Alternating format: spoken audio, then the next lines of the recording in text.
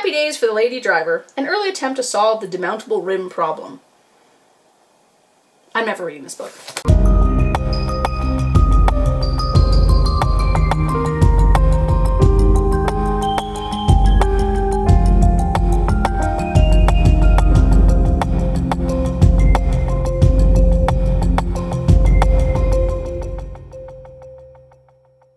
Hello, welcome to Semi-Fury Book Reviews. As usual, I'm Tina. So this is the 420 booktube tag. Before any of you narcs jump all over me, this tag is just for fun and it's not me pushing or endorsing drug use. I am a 35-year-old woman who is done having kids and it's legal in my country. You know, not like I cared about that anyway. And it's my body, my choice, my dudes, okay? But you know, sound off in the comments if you want. You can push my algorithms up, but I won't be mad about that. Anyway, I'm not tagging anyone because I'm of the mindset that anyone who wants to indulge in book tags can do so as they see fit, to each their own, but indulge responsibly. So I made this tag up. I looked up like internets to see whether there was a tag specifically about this fine holiday, but I didn't see anything, so I was like, you know what, this will be fun. I'll, you know, make up questions on my own. Like, whatever. I don't care. As you know from my channel, I'm quite irreverent and I just kind of do what I want, and hopefully that's something that you enjoy because I'm never gonna stop doing that. Anyway, why did I make this tag up? Because first and foremost, I think it's funny. And that's pretty much the only reason. So I'm just gonna get into the questions. So my first question is, far out man, what's the weirdest or most convoluted book you've ever read? I made this question and it still stumps me. I have read a lot of like weird postmodern experimental fiction. I'm gonna do a list about them all at some point, but I just like scoured my shelves quickly and I've got a few, you know, Old Rendering Plant by Wolfgang Hilbig is a tiny little book, but it's very confusing. I love it. I loaned it to my brother-in-law and he hated it, so whatever. I've talked about this book before. Wittgenstein's Mistress is about a woman who believes that she's the last person left on Earth, and it's a very kind of exploration into memory and, you know, trauma, things like it's really well done, and it's very confusing, but it's supposed to be. I have one called The Sinking of Oderic Stadium, I don't know how to say it because I can't say anything. I don't know where it went, so I think I loaned it to my brother-in-law. He'll probably hate that too. He hated my old Rendering Plant. But that one is one of those books that while you're reading it, you're like, what is this? Where is it going? And then you get to the end and you're like, that book was brilliant. I highly recommend that one by Henry Matthews. I'm going to put a picture of it. I've also got, where did it go? City of Saints and Madmen is a little convoluted. It's less confusing if you're used to kind of weird fiction, but definitely up there, I'd say, in terms of weird, because I think that's what he calls his word anyway, as like new weird. There's also, you know, House of Leaves. I've got that lying around here somewhere. My bookshelves, my infant pulled all my books off my shelves, and then a big pile on my floor, and I'm like, I can't find anything now. I've also got, you know, this bad boy. Yeah, I read this a few years ago. Will I ever read it again? No, but I keep it around as a memorial or a testament that I read it. Definitely one of the weirdest books I've ever read. There's a whole list for you. I can't pick between all of these, which is the weirdest or most convoluted. Oh my god. I forgot like the one I just should have just stuck with, and that's just a second. Ugh. It's Ulysses. Yeah, I've got this sweet copy. Look, it's got gold on it. It's got like engravings. Definitely the weirdest book I've ever read. Fantastic. If you like this kind of thing. What's the second question? Fear and Loathing. Haha. What's your favorite road trip book? I actually read the book Fear and Loathing in Las Vegas. I went through this real Hunter S. Thompson phase when I was in university. I'm pretty sure it's because I watched Pirates of the Caribbean when I was like 18 or 19, whenever it came out, and I had the absolute hots for Johnny Depp. And for Keira Knightley, I realize now. But because of this, I watched like all the Johnny Depp movies that I could find in the rental store that I worked at, and there's a lot of them, and this included Fear and Loathing in Las Vegas. I'd never done any drugs in my life at that point, but I still thought the movie was entertaining as all hell, and I kind of forced all my friends to watch it, and for a while, that's like all we were watching. And then I read the book, and then I read the Rum Diaries, and I haven't read a Hunter S. Thompson novel since. But I'm actually going to talk about, what am I doing? I'm going to talk about this book. Helen Troy's Epic Road Quest by Ailey Martinez. This book is so funny. So I love books that put mythological creatures or like beings in the real world and kind of like, what would the world be like if, you know, minotaurs wandered around? And in this one we have all manner of mythological creatures existing in the regular world. I mentioned minotaurs because the main character is a female minotaur, which we don't often see, and she has pretty bad self-esteem issues. Can understand why. Because her best friend, crush, fellow fast food worker is a demigod, and of course, you know, he's super hot and very talented and all this stuff. And so the thing is, though, it's a really sweet kind of story because they're sent on this like road trip quest by this vengeful god, and they're followed by this pack of like middle-aged orcs on motorcycles. It's so funny. It's just so funny, but also has a really nice heart and a nice message to it too. And of all of his books, I've read a lot of them. This is my favorite. I absolutely love it. So I highly recommend it if you like kind of, it's a comedy, so you have to have a particular type of humor. It's definitely my type of humor, so yeah. Number 3, Couch Lock. What's the last book that kept you glued to the couch? This was Black Sun by Rebecca Roanhorse.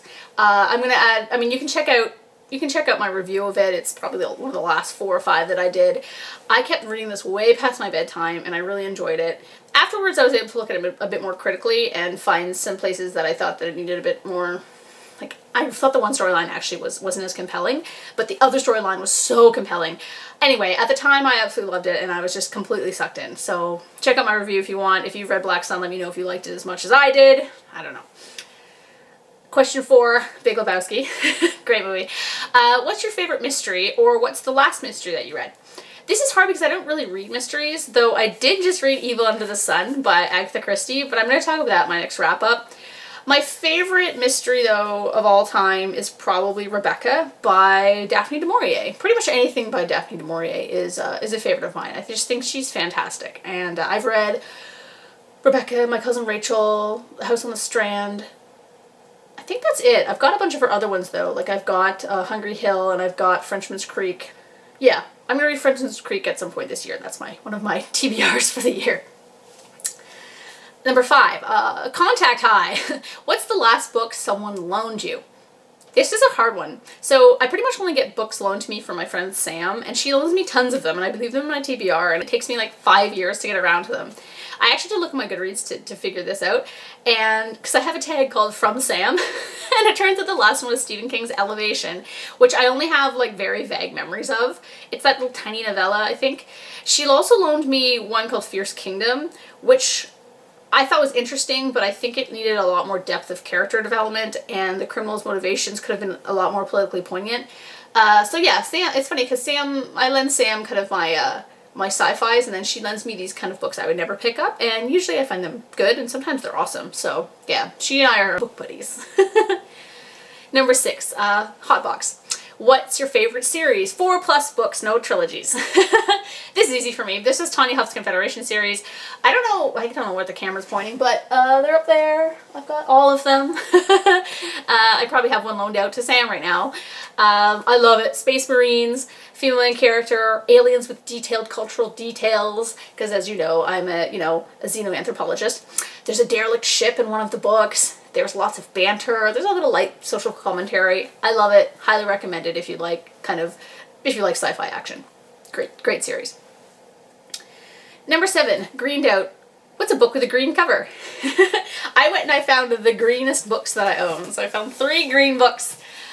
This is probably the greenest because it's only green, and it's called The Road Is Yours. I have no idea what this is. I bought it for $2, I think, at like an antique store as a joke for my partner who is obsessed with cars, When I'm reading at night, he's watching videos on YouTube about cars. So anyway, I don't know. I put a little dedication in it, so I guess I'm never giving this away. I don't know, there's like pictures of old cars in it. Happy Days for the Lady Driver. An early attempt to solve the demountable rim problem. I'm never reading this book. Never reading this book. I like driving cars fast. I don't like working on cars. I can change my own tire though. I can change oil. I can, maintain my vehicle to a small extent, but I don't get any pleasure from it. Other than the satisfaction of having done it properly. Yes, I'm not going to read The Road Is Yours probably ever unless, all my books are gone and I can't leave my house. Another green book I have is Stephen King's The Eyes of the Dragon. This has actually got a, like, this is a ballin' cover. It's fantastic. I got this from apparently from Value Village, probably for like $2. I mean, it's not that good of a novel. It ties into the dark sand, the Dark Tower, which is why I bought it, because when I was like 22 or something, all my friends, we all read the Dark Tower series together. And so I found this guy and I read it. But, you know, it's fine. It's fine. It's kind of like YA, which is kind of odd because I think so. Yeah, it's kind of odd thing. I think that's why it's kind of like a weird liminal space between YA and adult, and you're like, what is this book? It has cool cover though. Look at that dragon. Come on. It's got a cool little castle on the back. And then the one that I actually wanted to talk about is green, and it's Annihilation by Jeff Vandermeer. I absolutely adored this novel when it first came out. I'm pretty sure I bought it like right away because I was obsessed with Jeff Vandermeer because of City of Saints and Mad Men.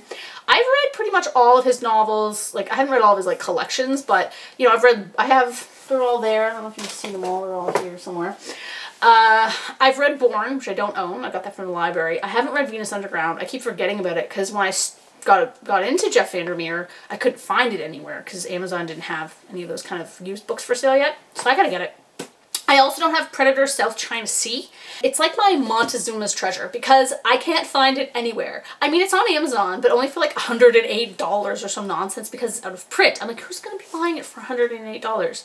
I won't stoop that low.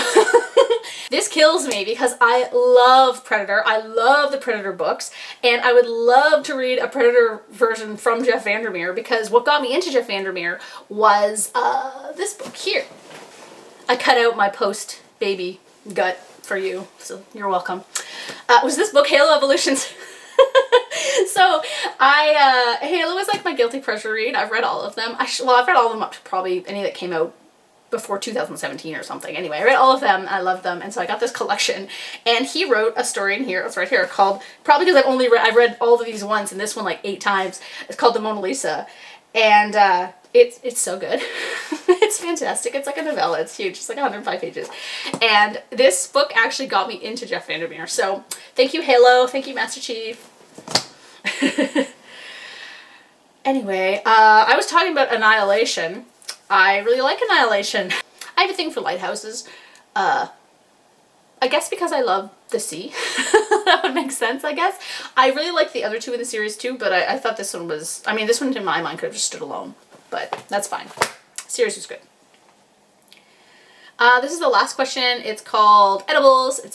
So what's your favorite book that features restaurants as the setting, or what's your favorite cookbooks? I don't know. I don't have any restaurant books, I don't think.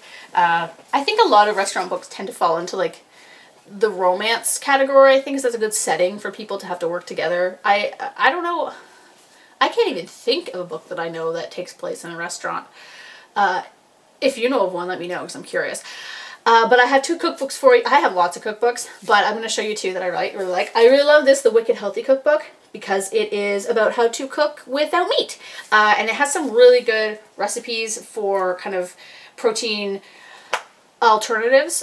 I'm not getting into this, but I don't eat meat during the week for environmental reasons, and even on the weekend I don't eat that much of it. I'll eat fish during the week, but that's about it. I don't eat any red meat. I can't think of the last time I even bought a chicken breast. But I'm not trying to tell anyone else to live the way I do, but I really like this cookbook if you wanted to get into that kind of lifestyle, or if you just want to minimize your meat consumption. That's a really good book. And then Eat Street is fantastic. This one's just full of meat though. But I've made so many of these recipes. Like the jambalaya recipe in this is fantastic. There's a really good shawarma recipe. There's this fantastic cookie recipe for these like chocolate Diablo cookies. Like, look how much I've made this. It's like covered in a disgusting mess. But yeah, I make these like at least once every other month, and they're good. They're spicy. Oh my god. Anyway, best cookbook ever. Yeah, so there's my book tag that I made up. This wasn't my most put together video. The next book video I'm going to do is a review of A Master of Gin by P. DeJelly Clark. I got this as a NetGalley ARC, and I'm very excited to review it because I am about 30% in right now, and I absolutely love it. So that'll be the next book review that I do, probably early next week. So thanks for watching this video. I hope you enjoyed it. Yeah, go off on me in the comments about drugs if you want. I'm cool with that. It's not going to change my mind. And I wish you a very happy 420, whether you partake or not. Thank you.